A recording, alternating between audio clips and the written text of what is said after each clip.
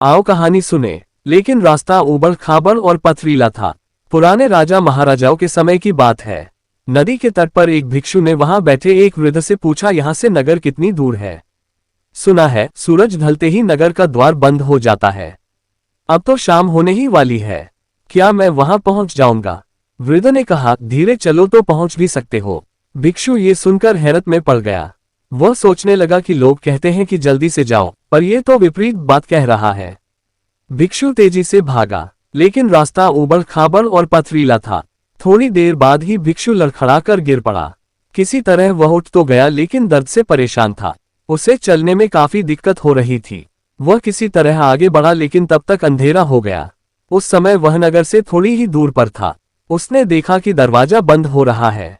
उसके ठीक पास से एक व्यक्ति गुजर रहा था। उसने भिक्षु को देखा तो हंसने लगा।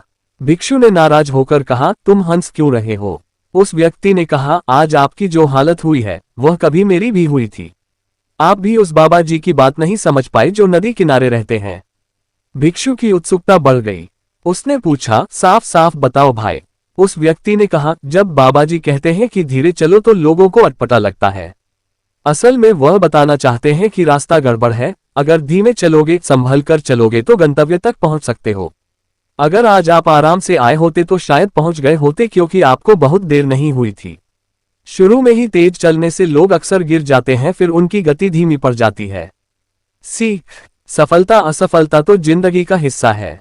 सफलता के लिए जिंदगी में सिर्फ तेज भागना ही काफी नहीं है, लेकिन धैर्य के साथ सोच समझकर संभल कर चलना ज्यादा काम आता है।